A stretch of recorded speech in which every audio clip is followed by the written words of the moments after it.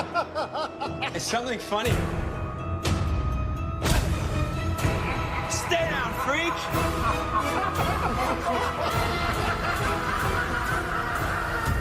What's going on, moviegoers? If you're new to the channel, my name is Christian and welcome to Several Productions. You guys, Joker is now the most profitable comic book movie of all time according to Forbes magazine.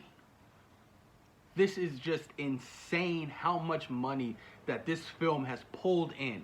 And keep this in mind, it's made, as of today, I believe it was $985 million, closing in on the 1 billion mark.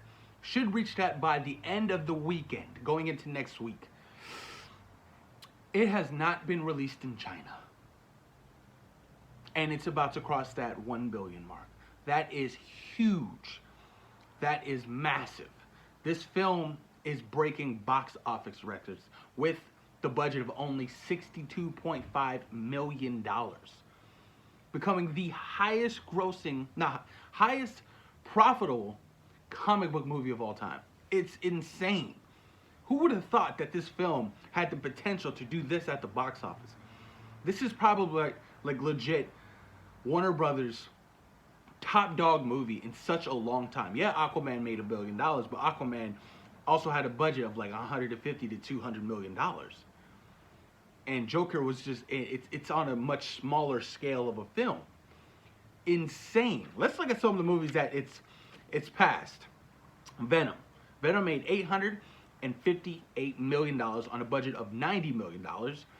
Batman 1989, $411 million on a budget of $335 million. Deadpool made $783 million on a budget of $58 million. Teenage Mutant Ninja Turtles made $351 million on a budget of $23 million. That's crazy. I didn't know Teenage Mutant Ninja Turtles made $350 million. That is a lot of fucking money. I did not know that. That movie's such a classic. It's one of my all-time favorites. It's just great. And the remakes can never, ever touch those first two films. And Joker, of course, $985 million on a budget of $62.5 million. The Mask made $351 million on a budget of $23 million. Joker's about to soon surpass Jurassic Park to become the least expensive billion-dollar movie ever. That is insane. That is insane. It's made so much money. Huge, huge profit off this film. Now, what does this mean? Like, I know when a film like this makes so much money, it gives the studio a little bit of like a backbone. Like, oh man, look what we just did. Do you smell a sequel? I don't know. I don't know what the likes are. Like, what does Todd Phillips feel about a sequel? And is Warner Brothers dumb enough to move forward without Todd Phillips and doing a sequel? Because I feel like that would be a Warner Brothers move. Well, Todd Phillips doesn't want to do, he doesn't want to do a sequel. Well, we'll just hire somebody else to do a sequel. No, you got to keep the same creative team that worked on that first film to hop over to the sequel. You just have to do that. I hate when people jump ship or studios decide not to go with the same people who made that phenomenal first film. It's like, come on now. Imagine if Christopher Nolan didn't go on to direct The Dark Knight. You have to keep that same creative team to deliver another huge performance like they did with the first film. That's my perspective on it, and I dislike when they switch things up. It's like, come on, dude. Look at the Russo brothers. Winter Soldier, Civil War, Infinity War, Endgame. You keep the best. You really do, and I love what Todd Phillips was able to do with that first film. I thought it was just unique and it was beautiful.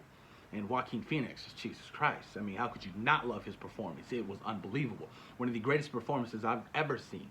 I'm actually going to see The Lighthouse later today. I heard William Dafoe's performance in that film is also very, very exceptional. But man, you guys, Joker, killing at the box office. I'm so happy for this film.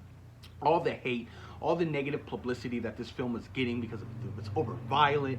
I was like, what? It's not over violent. Get the fuck out of here. Have you seen any horror movies? Have you, like, the fact that people said that this film make you feel uncomfortable is uncomfortable for me. A film to make you feel uncomfortable is a film like 12 Years a Slave. Because that's what the world used to be like. That is an uncomfortable feeling. Not a fictional comic book character. Come on now. Like some people are just so overdramatic. Made me feel so uncomfortable. My God, when he's bashing that guy's head into the wall.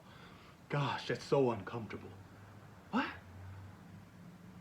What? That makes you uncomfortable? I never grasped that. But it made people feel uncomfortable. I never got that. I was like, okay, geez, you must have some pretty weak skin there, buddy. Like, look at all those videos you see of cops shooting people on the streets. That's real life. That should make you feel uncomfortable. People getting killed for no reason by cops. That should make you feel uncomfortable.